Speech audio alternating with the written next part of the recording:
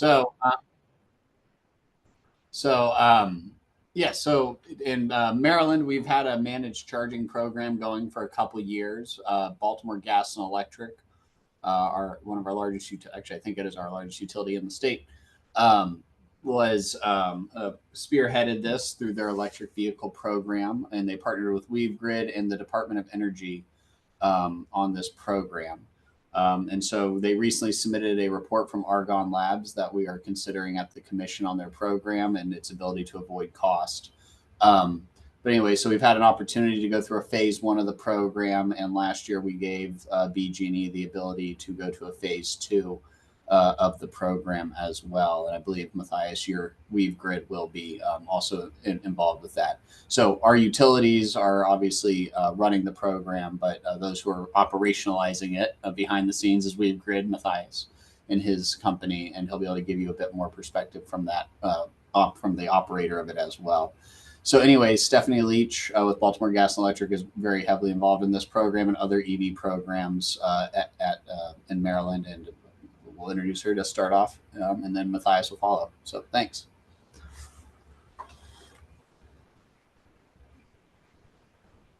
Thanks, Ben.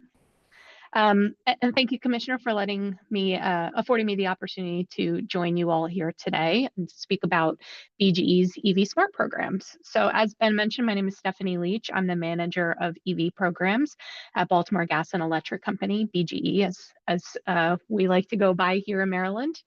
You can move on to the next slide. To kind of set the landscape and give you background on why our EV programs exist here in Maryland.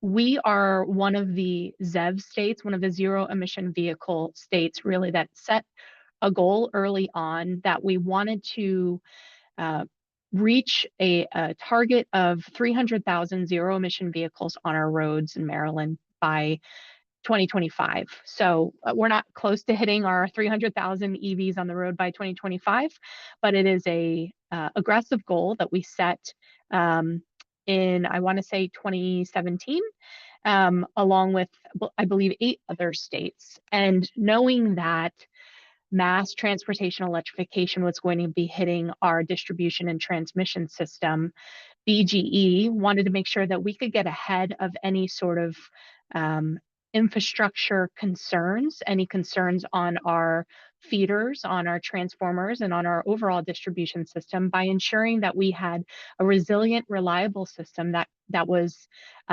set for the utility of the future and for the grid of the future. So number one, we wanted to align with the state's objectives and the policies focused on decarbonization, the goals that now have grown to reaching net zero emissions by 2045 under our Climate Solutions Now Act in Maryland. And we also want to make sure that our programs are established to help manage the anticipated surge that we're going to see from EV charging on our system, both from our customers and from those individuals who are just traveling through Maryland. We have a lot of people that live in Pennsylvania and work in Washington, D.C. So although we know we're going to see a lot of uptick from our BGE customers, we have a lot of people that are going to be charging on our system as well as they're driving through just as a traveler. We also believe it is our duty as the utility, as the electric company, to promote EV uptake and promote the state and federal incentives that are available to customers. Also promote what charging options are available to customers. We might not install level 2 chargers, but customers certainly come to us and ask what charging options are available for them. And then we want to make sure that we can educate them. So we have an online toolkit that tells them really everything, nuts and bolts, from what is an EV, what are different levels of chargers, all the way to where you can find available public chargers. Next slide. So when we think about our managed charging programs and how we can actively manage the load we're going to see on our system, we have two different programs. The first program that was started back in 2019 under our EV Smart umbrella of programs is our vehicle charging time of use rate. So this is a traditional passive managed charging program that really just incentivizes people to charge their vehicles during off-peak hours. Originally, this program was only available to customers if they had a level 2 smart charger. And we have now grown this program with the help of WeaveGrid to customers who have advanced telematics within their vehicles. For both of these options, both the level 2 charger and the vehicle telematics option, we are able to get the customer's peak or off-peak charging data directly from either the charger or the vehicle. We have not set a separate time of use meter at the house to collect the customer's energy consumption. So it is a very cost-effective program in the fact that we are not installing additional utility equipment at the customer's home. And we are actually taking the charger or telematics information as revenue grade data. So we received approval through a COMAR waiver here in Maryland that continues to be in effect year over year that allows us to bill the customers for their energy usage directly from the charger or from their vehicle. This program is available through WeaveGrid, our program partner. The customer signs up on BGE's website. They connect their vehicle or their charger through WeaveGrid's platform. So WeaveGrid can see the charging that the customer is doing at home. And then we bill the customers on a monthly basis for all of our off-peak charging that they do. The customers cannot be on a third-party provider. They have to get their energy through BGE, and they cannot be on a time of use rate in order to participate in this program. So customers have to be, their whole house stays on a flat rate, and the only thing that's on a time of use rate is their EV charging. So it really helps customers take the biggest load that they're going to see in their home, which is EV charging, and shift that to off-peak times, which helps ensure that we have a reliable grid by managing that huge load in the home, which is EV charging. So on the right side of the screen, on our EV time of use web page on bg.com, customers can put in all of their charging information. They can put in their vehicle, the number of miles they drive each day. So this customer, as an example, put in that they have a 2022 Volkswagen ID4. They put in the level of charger that they use, which is a 48 amp charger at home. And they also said they drive 25 miles a day. So with that information, the customer could see that if they were on the EV time of use rate, their estimated monthly EV charging would be $10.41. Whereas if they stayed on a flat rate, their monthly charging would be $20.26. So the customer could see that they'd save about $10 a month being on the time of use rate. And that's what we see for the average for most customers is it's a $10 monthly savings, so $120 annually by charging off peak. Next slide. So in 2021, BGE, WeaveGrid, and a few of our other project partners embarked on a federal grant opportunity with the U.S. Department of Energy. This was a 4-year project to really demonstrate how we could use active managed charging to better support grid reliability. The project really focused the first 2 years on identifying what are the best managed charging techniques, what are the best incentive structures, and 2023 and 2024 are really when we demonstrated how we could use vehicles for grid relief. As Ben mentioned, at the end of 2024, we received Public Service Commission approval to move into a full program state. And by the end of 2027, our goal is to have 30,000 devices enrolled in our active managed charging program, which is Smart Charge Management.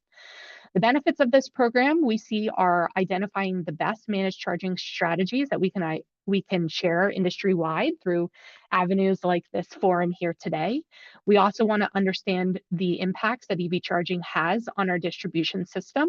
And we want to make sure that through successful managed charging, we can reduce the investment that our customers have to pay for distribution system upgrades by just managing EV load growth instead of installing costly infrastructure to keep up with EV adoption. Next slide. So over the first 2 years of the program, we did a lot of investigation, a lot of research into how can we successfully design a managed charging program. And using this information, there have actually been a lot of the utilities that have replicated our process. So our goal for the pilot was to enroll 2,000 customers. That's what we committed to the U.S. Department of Energy. We did one marketing campaign at the very start of our enrollment process, December 2022. We reached 4,000 customers pretty early on, and we halted all of our marketing because we exceeded our targets with just one campaign. And customers continue to organically find this program on WeaveGrid's website and enroll in the program. As I said, our goal now is to reach 30,000 devices by December 2027. The ease of this program is there are no limitations. A customer could be on a third party with a third party provider. They can have a net meter. They can be on a time of use rate. And in fact, we encourage customers to also be on a time of use rate and be on this program as well. For this program, a customer has to charge their vehicle at home, and they can enroll either with their charger or with their vehicle. Customers receive either a $5 incentive if they are charging with a level 1 charger, or a $10 incentive if they're charging with a level 2 charger. The difference is with a level 1 charger, the customer's charging is happening at a very slow rate, and there's less flexibility for us to shift their charging to different times of the day. With a level 2 charger, the vehicle charges much faster. There's a lot more flexibility to shift that charging to times that are going to be better for the grid. We understand that customers have places to go. They can't always wait for us to decide when their vehicle charges. So we do offer overrides or opt-outs. So if a customer gets home, they realize they need to go somewhere later in the evening and they have a low battery, they can override the managed charging feature. So their vehicle will start charging right away as soon as they plug it in. There is a limit of 4 of those per month. If they reach a 5th override, they lose their bill credit for that particular month. So there are some carrots and some sticks to this program. We want to make sure that they are still providing grid reliability, and we will incentivize them for that. But if they are taking advantage of the program too much, they do lose that credit. A new enhancement that we added to the program is a customer must have at least one active managed charging session per month in order to qualify for that bill credit. So if we have seasonal customers, maybe you go to Florida for the winter and you're not charging at your home here in Maryland, you wouldn't receive a bill credit for those months. Next slide. Understanding this audience and maybe what some of your questions or concerns are around incentives and how much we're paying customers to participate in this program, we did a lot of research early on with Smart Electric Power Alliance, SEPA, to understand what other programs we're offering for both active and passive managed charging programs, whether we should offer an upfront incentive or whether we should offer them monthly bill credits, annual bill credits, and we identified what the sweet spot would be for us here in Maryland. We understood that 30% of programs offered an enrollment incentive. We understand that 40% of active managed charging programs offered a monthly incentive, and that ranged anywhere from $3 to $25 monthly. So for us here in Maryland, for BGE and our sister utility Pepco, who also participated in the pilot, we provided a $10 monthly incentive, and that at the time equated to about 10% of the average customer's bill. So we saw that as a very reasonable amount to provide in order for customers to hand over the control of their charging. Next slide. And if I didn't cover this, what does the managed charging strategy look like? Essentially, the customer enrolls in the program on WeaveGrid's website. When they sign up, they tell us when they need their vehicle ready to go each day and what their optimal battery level would be. So they would say, I need my vehicle ready to go fully charged to 80% by 6 a.m. every day. They could customize it and say, Monday through Friday, I need it at this particular time ready to go, 7 a.m. Weekends, it could be 9 a.m. and we will make sure that that customer's vehicle is charged to the amount that they want by the time they need it ready to go. So anytime between when they come home and they plugged in their vehicle and the time they indicated they need to leave the next day, we have full range to decide when their vehicle will charge. Next slide.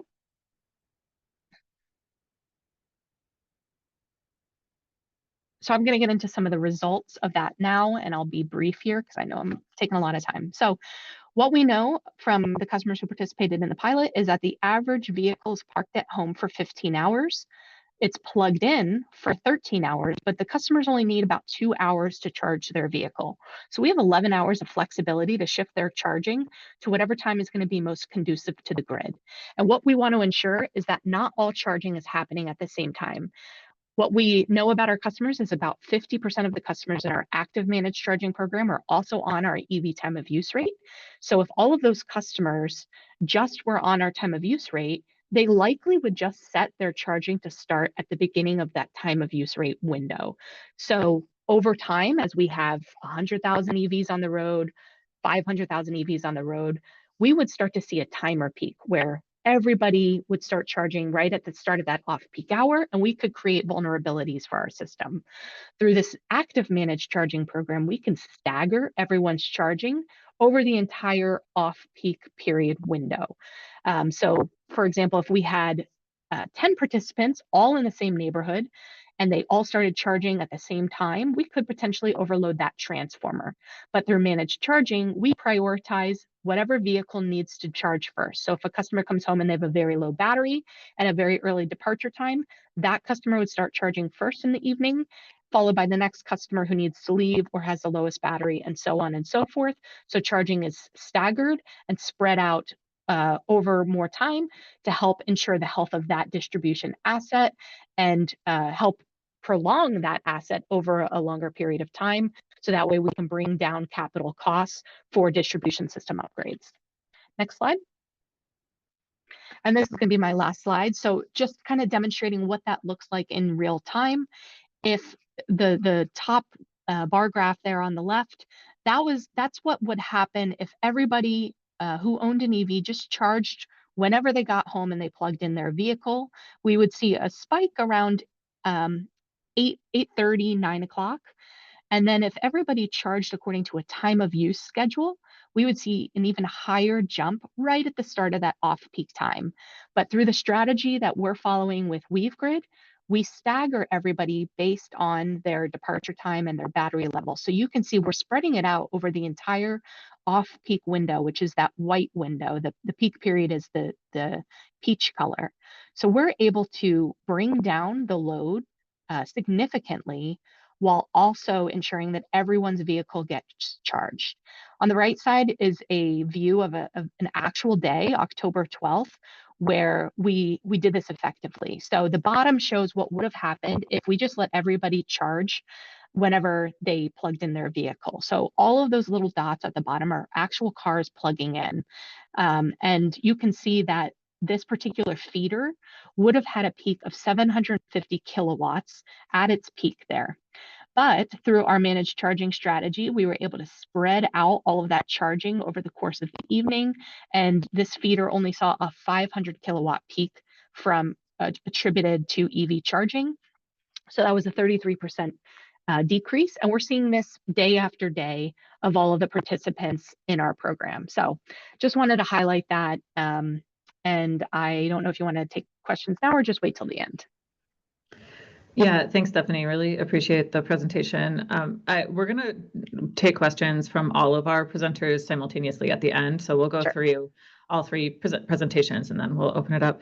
But really appreciate the presentation there. I think it's really important to not lose sight of this issue and the benefits that this can provide both to the grid as well as the customer benefit. I appreciate you trying to highlight that side as well. So I definitely have some questions, but I will also hold them until the end, because now we'll hear from WeaveGrid from your perspective now, Mathias, and both. I think you plan on touching a bit on the Baltimore gas and electric pilot, but then also broadening it to the more national view and see what we're talking about throughout the country. So I'll pass it over to you.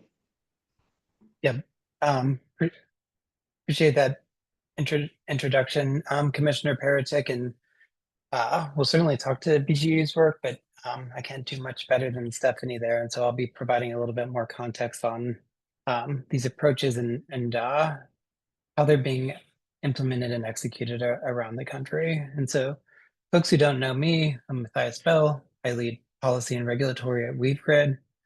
In my past, I spent time at Rocky Mountain Institute, where I spent a lot of my time and energy supporting commissions as a strategic advisor in a lot of different proceedings. I spent time at OPower and Excel Energy as well.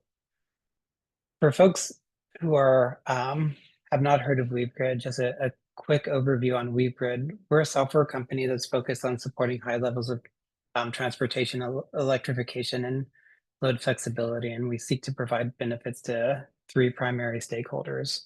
One, utilities, where we utilize our platform to provide planning insights and tools, as well as charging optimization and controls. We work with automakers and charging companies. We focus on direct authorized integrations to bring automakers and chargers into utility programs. And increasingly, we're building software for automakers and charging companies. And then I think it's really important to always look at this through the lens of EV drivers and making sure that their needs are being met in terms of all these programs. Putting this all into context, 2025, there's a lot of questions right now about EVs, and I think it's somebody that's spent more than a decade on some of these issues. I go back to 2020 and 2021, where these things were on a real hype cycle. I was receiving questions along the lines of, "Hey, Mathias, by 2025, could every single vehicle on the road be an electric vehicle?" And to temper expectations, some automakers have their timelines. Customers don't all replace their cars in 1 or 2 years.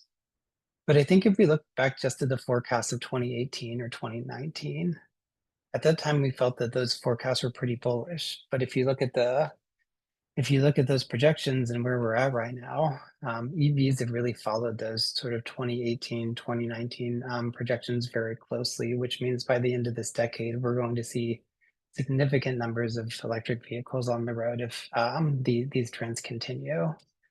And I think that's all really important to put in context, in that we talk about these issues in a lot of these forums like this around how much charging happens at home, how it's very clustered, how it's very high powered. And I think as part of this discussion, I want to highlight this aspect of EVs disproportionately impacting the distribution system. When folks see this chart, there's a lot of focus on what's happening in the right in terms of benefits, but I really want folks to focus on the left here. We think about so many sources of load in terms of their impact on peak and generation and transmission, but EVs, with their high power and the time they generally charge, they typically end up disproportionately impacting the distribution system, and in particular, more bottoms up, downstream distribution infrastructure like transformers and feeders. And what I mean by that, I look at a lot of our background, including some of mine. There's a lot of folks on the line that have experience with EV programs and evaluating them, or pricing and revenue requirements. I know a couple of folks here have been involved with more distribution system plans and grid mod proceedings, but with EVs and me talking about EVs disproportionately impacting the distribution system, I think it's important for us to just look at this, and that oftentimes when we think about things like non-wires alternatives and distribution-focused programs, most of the time that's really talking about substations and what can you do to defer substations. But with EVs in particular, over time, we need to be thinking about the distribution system on 3 key levels. First, transformers, then feeders, and then substations over time. And why I say that is, look, a lot of downstream distribution infrastructure wasn't built with the idea that there'd be a lot of homes adding 7 kW chargers to them. And when you look at a lot of the transformer fleet around the country, some utilities many of which are in your jurisdictions, have lots of 10 kVA, 25 kVA transformers. And those transformers can accommodate often 1, maybe 2 electric vehicles before they're starting to hit their overload criteria if you're not employing any managed charging. Over time, as adoption continues to increase, and let's say you get to about 10% of EVs in your service territory of your vehicle fleet, we start to see those feeders that are highly loaded start to need to be replaced as well. And this is a really important issue for us all to be focusing on at a time where affordability is becoming an increasingly critical issue. And I have some like not great news and then some better news here. There's a range of solutions that we've been implementing for load flexibility, from time of use rates, traditional demand response programs, and dynamic rates that are really great for shifting charging or other loads to off-peak times, and in some cases better times for the grid. But all these solutions to date have been very focused on those bulk power generation and transmission benefits. And none of them are particularly well equipped to address these downstream distribution impacts. And so like that's a bit of an abstract conceptual issue. Let me talk about that in terms of charts and data. Stephanie was bringing forward some of the data from BGE in Maryland, transporting us farther west to Oregon and Portland General Electric. Was talking about feeders here, and this is your typical residential feeder. Of course, there's variation here, but residential feeder, let's say it's, there are hundreds or thousands of homes on this feeder. You see load increasing during system peak times, but in the case of most residential feeders, the actual feeder peaks just outside of that system peak.